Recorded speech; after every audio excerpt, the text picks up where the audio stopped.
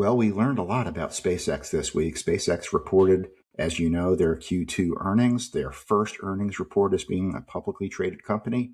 And we had another big event related to SpaceX, the much anticipated first unlock of shares since they've been publicly traded. I'm Tom, the Investing Tiger, and thank you for watching Investing in Innovation. In this episode, we're going to take a look at a few things that I think really stood out to me and most investors that actually listened to the call on SpaceX, and also what happened with the much anticipated unlock. Was the bite as bad as the bark? We've heard so many different things about it. So thanks again for joining Investing in Innovation. And on this channel, it's no coincidence that I ended up launching this very small, humble village the day of SpaceX's IPO. This company absolutely fascinates me, and along with the whole space economy and what it means long term. So if you are interested in this type of content, from especially an investing standpoint, hit the subscribe button so you can receive future content, and share your comments on what you think of SpaceX's earnings and where we're going. So let's kind of unpack some things. We're going to look at a few numbers in a second, and we're going to look at some things that I heard during the conference call, during the earnings call. I ended up listening to it 2, maybe 3 times. So I'm recording this a couple days purposely after the first earnings call. And the reason for that was I wanted to go through it a couple of times. I did hear things that actually surprised me, that I liked and got me excited. So I had to step away from the ledge for a couple of minutes and unpack it and process it. And then the other big reason is Thursday, we had our first trading day where 20%, this was the first unlock since going publicly traded and what was actually going to happen. And I'm going to break down some confusion that I think a lot of investors, mass media, and, I'm talking about, if you read articles on Yahoo Finance related to this, CNBC, just picking on a few people, you know what I'm talking about, the big financial news outlets. I think you're getting like one story, a very boilerplate headline story, and that's usually not where the story is. You got to go a little bit deeper. Okay, so let me jump in. There were 5, 6 things that really stood out to me on the call. And the first thing that really got my attention was Brett Johnson was the CFO. He was the first one that said that they are going to exit the year at a $100 billion annual revenue run rate. That's huge. I thought I misheard it there for a time or two. And I'm thinking that how could that be possible? They're just booking $10-12 billion in revenue this quarter. And then I went back and listened to it. I was right. Elon talked about it a little bit later. And the confidence that I heard and what they projected was that's based on if they do nothing the rest of the year. Now I know we're getting a little bit late in the year, but that really stuck out to me. And why is that different? Let's just put that in scale. Tesla is running at an annual revenue rate of, well, you figure $28 billion last quarter. They're in the $100 billion a year ballparks. And now all of a sudden the plot thickens. It really gets interesting. We almost have 2 companies of equals.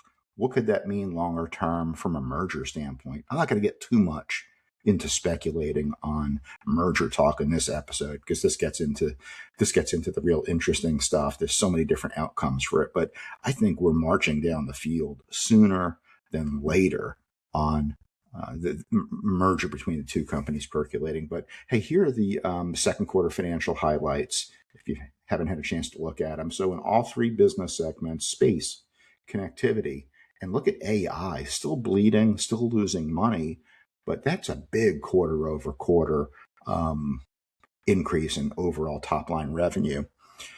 It's almost a triple there. And I think we're starting to see, that was the first read through, at least for me, the Google contract and the Anthropic contract where we're renting compute starting to show up, and hold on to that. We're going to cover a little bit more of that in a second. But that was the big thing. And then, I started looking through this and I'm thinking, gee, I've been investing for 35 years now. And this isn't the first time I've listened to an earnings call or looked at an earnings report from a company. And I was like, but this is the first time I've seen this line item here, launches, customer launches and internal launches. And that just stuck out to me. This is going to be an interesting way, a new metric, at least for me, of measuring evaluation of this company going on. So still very embryonic. Thing that jumped out was, launch. I guess I shouldn't have been surprised by this. Quarter over quarter launches were down. We got almost a 3-to-1 internal launch, the customer launch standpoint. I look for that to somewhat change long term, but we'll see. And then year over year, I'm going June of this year. Here you go. The 6-month ended. So the better view here is the year over year.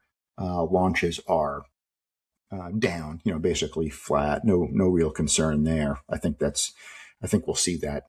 I think we'll see that change over time. So let's just look at a couple of other things that really stuck out to me that I would pay attention on. So this stuck out. Elon said it, and I'm going to give my thoughts on how to process this because I'm a 5-year. I've been an investor in Tesla for 5 years, so I've heard the projections on Tesla, what Elon says, and maybe kind of how to temper those expectations. So the second thing that really jumped out to me was Elon's accelerated this $1 trillion target.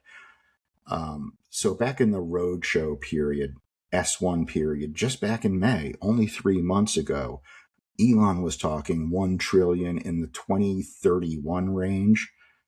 On one of the previous episodes, I said Goldman Sachs is basing their revenue in the 2030-2031 range of $300 billion. So big difference there. But what Elon said was he moved the goalposts up a little bit. He said 1 trillion is expects it in 2030. And then he phrased it this way. There's not a zero. I like that. So you can get twisted up with the words. There's not a 0% chance that 1 trillion is booked in 2029. So a complicated way of saying 1 trillion is also a statistical possibility in 2029. So that changes the story. And I think that changes the investing thesis a little bit should all that happen. The first two comments I said, getting to 100 billion this year and potentially 1 trillion a year or so earlier than what we just was told in the roadshow just 3 months ago. But, and I'm going to talk about a couple of buts there. There's a couple of buts. Well, let me get this next point. This is interesting. This is around the compute standpoint. So they ended, SpaceX ended with 1.44 gigawatts of compute. They expect having 2 gigawatts of compute available by the end of the year. And this is where, again, the plot thickens and it gets interesting from a revenue standpoint.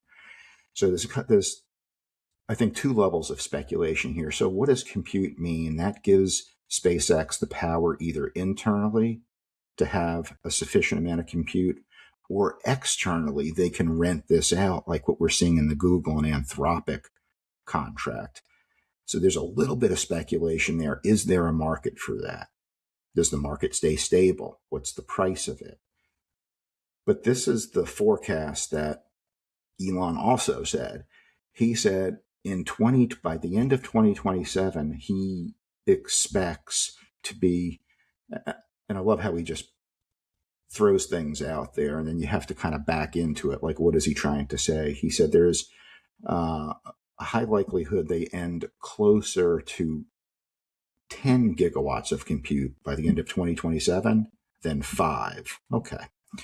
So let's back that out. We're in between 5 to 10. Where I went to school, closer to 10 than 5 would be 8 gigawatts of compute. So let's hold on to that. Let's say that ends up happening. We just said 2 gigawatts of compute by the end of this year. So that would be going from 2 to 8. 6 additional gigawatts of compute. We can almost back into monetizing that. I'm using a heavily, heavily discounted value. I think right now the value would be at about $70, $73. I'm using just $25 that they're not able to rent out, don't want to rent out. The market corrects or drops a little bit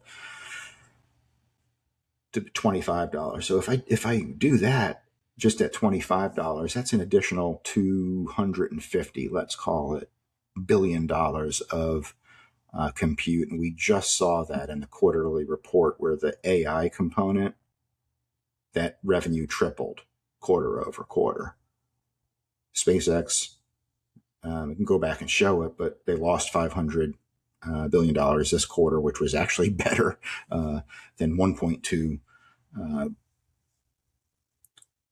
just a year ago. So we've seen improvement there, but this is where I'll cover the but part that I've been saying. But we've got Elon saying it, and I think it's certainly right for criticism, thinking through it, skepticism. Elon is probably the best at getting things going. Think about what he did with Tesla, Colossus, where he is to the point with Optimus. I think the self-driving robotaxi standpoint, and this is where the but comes in. The but part is getting it into the end zone. The next bit scaled, truly unleashed, and I don't know if that's his necessarily a failure in him. I think it's more the process itself. The processes are complex. You're relying on other people to actually deliver it. And I think that's where things get stuck. So the 3 points I just said, $100 billion in revenue, $1 trillion by 2030 or 2029, 8 gigawatts of compute. Boy, those are very forward looking. It's that cone of uncertainty. The further you go out, the more unlikely it is. I feel confident 100 billion by the end of this year. You got the CFO saying it, Elon saying it. You got great visibility. We're in August. We could really see that happen over the next couple of quarters. I feel very confident that could happen. The other two, I think we start drifting. You get it further out in time. There's more speculation. But what I do like is the projections and what we're seeing from a confidence standpoint. I don't hear hesitation. I don't hear at this stage things are very delayed. It's not telling me the story that we had a good story to tell. We went public. We raised a lot of money. And now a but's coming up. Starship, we're running into problems. Things are delayed. We're not able to get chips.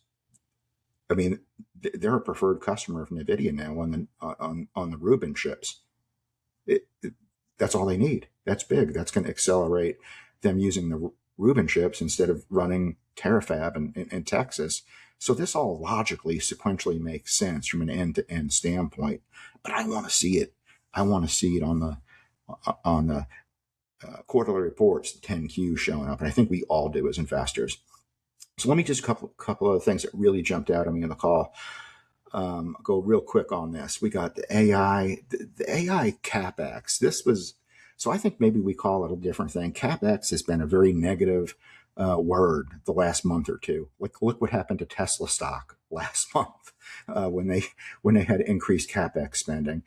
And the street is not really liking that right now. Well, CapEx generally says you're spending money today that might be 2-3 years at some point in the future, maybe never you get a return on it. This is a little bit different than what we heard on the call. The CapEx for AI, the ROI on it was a year. Actually, they said less than a year. Most accounting, that almost feels like work in process, cost of goods sold, inventory. You have something today, you actually sell it and get it back. So CapEx, it's called CapEx. I think maybe internally, if this is the case, if I spend $1 today and can get it back in less than a year, maybe it's not cap expenditure, maybe it's cap express. So it is CapEx. I think we just coined a new term here on investing in innovation. Think of CapEx as Cap Express. That's one thing that stood out to me. And then finally, the last two things that stood out to me was the Starship. Everything hinges on Starship. So for instance, one Starship launch, when we start launching Starship on a regular basis, the Starlink V3s, essentially the payload that we can get on one Starship would be the equivalent of about 20 or 23 old legacy Falcon launches. So the smoother that goes, that's what I'd really be looking for. The frequency of launch, less than issues that we have there. So when I hear things like Elon saying, as far as we can tell, still want to be cautious, the heat shield problem was solved based on what they saw on Launch 13 last week. They're still in the process of retrieving the rocket. And I love this. The double catch is coming. If you watch the launch and you watch the rocket land in the ocean, that looked pretty smooth. I think I could have caught it. It was so smooth the way it was coming in. But Elon said that maybe as soon as this month's launch, when we get to launch 14 on Starship, if we get regulatory approval, they might do the double catch. I'd really watch out on that because that's important. That's going to signal it's working, and if that works, we can get a quicker launch pace because they're talking about one launch a day a year from now. So we're getting in the 300 plus launches a year. I don't know if that has to happen. Again, that would be another one I would just bring the goalpost in a little bit more and say if we could just get one a week, 50 something a year, that would be the equivalent of just doing the math of like 1,500 Falcon launches. That would be great. I think wonderful things could happen. And then the final thing, this was news to me, and really talking about this, is the Starlink mobile launching by the end of next year and what that meant. They can do it on terrestrial too and ground. And the shot was fired across the bow by Gwen. She was talking about taking aim at AT&T, Verizon, and T-Mobile. So amazing stuff. And I'm sitting there thinking, last week I was just traveling on a flight coming back from Tampa after my first robo-taxi ride. That was amazing, thinking, gee, I can just kind of see things coming together. Just touch it, that little tidbit of the future. It's not here yet, but we're getting closer. And I'm sitting there in the robo-taxi, all being run by this AI. I'm traveling home on a plane. And then I'm an American Advantage member and T-Mobile, and I'm able to access the internet live up at 37,000 feet, actually better than I was at the airport. That's the funny part. Running off of Starlink satellites in the plane, posting on X, reading about stuff, reading about SpaceX, and I'm sitting there in, of course, an overbooked, cramped, seat too small for a grown man to sit in kind of seat, thinking, gee, there's 250 passengers on this plane. And I'm just wondering how many people really even know about this. And if they're actually using the internet, like how this is happening, where this is coming from. Is American Airlines behind it? No, they have nothing to do with it. They're just one of the 10% of airline customers that are actually using Starlink and its evergreen space. So we're just getting to that stage where people are seeing the future. It's not all over yet, but when we see what SpaceX is doing and Tesla is doing, they're bringing it to us closer, one step by one step. So I am going to just cover the last big thing. I have one episode out there covering the 6 SpaceX unlocks. Thursday, we had the first unlock. And boy, I can't tell you how many people got this wrong, how it was positioned incorrectly. I think there was some confusion, misinformation, naive investors. So true, 900 and some odd million shares unlocked. What that means was eligible to be sold on Thursday. Okay, so this is why I purposely waited. Let's see what the price action is going to be on it. A lot of headlines read with 900 million shares were going to be sold. Two completely things. False. That was what was, I think, built up in people's minds, what was going to happen. So let's step back. When shares are eligible to be sold, that doesn't mean investors are going to sell all of them. That's false. Typically what happens post-IPO after an unlock is 10, maybe 25% of the unlock shares actually get sold very, very in that short window or near time. And I would say mostly it's the mature companies, basically, that have, what I'm saying, they went public, they finally got the money. This was they're cashing in. They made their money. They want to get it out because it's a mature business. I think we can all agree SpaceX is not a mature business. The best is in front of them, not behind them. So you would have to think maybe on the lower end. On the lower end is what we'd see unlock. And, I was saying maybe we'd see 200 million shares actually sell right after the unlock. And that was a little bit high. That was basically around 20 something percent. I think what we ended up seeing was about maybe 10%. And how I get into that, just the average daily trading volume, how it handled, we were trading 100 million shares average trading volume a day. And right after that, it was a little over 200. So it's hard to pinpoint exactly what that is, but we haven't seen a swell, nor would we. Let's keep that in mind because we've got like 4 or 5 more of these events coming over the next year. I think this indicates where people are thinking. And who are these insiders that we're selling? They're very close, or they're employees. They're working on this stuff. They're the ones working on it. So we can sit back, have fun, try to analyze it, but they're going to work day in, day out. They see what's coming. They see what's being built. They're bought in. They're holding. So when you think about SpaceX and Tesla, very well could be one and the same company, in my opinion, sooner than later. I think you have to keep your head straight on it and say there's going to be a lot of these glorious promises that we're going to hear in conference calls that just they don't materialize as quick as we'd like to. And we just have to sit back and say, enjoy life, find something else to do. Don't get too, the only reason you get nervous holding either one of these stocks, in my opinion, and I'm long both, not investment advice here, but if you own them, the only way you get impatient or uncomfortable is if you own too much of it. You're betting the house on it. You're never going to feel patient owning a stock then. Sit back, enjoy the ride, subscribe to this channel, and we'll cover this together. But let me know your thoughts. Let me know your thoughts on the quarter, what you saw, and what you're thinking going forward. Thanks for listening, folks. Thanks for watching. See you on the next one.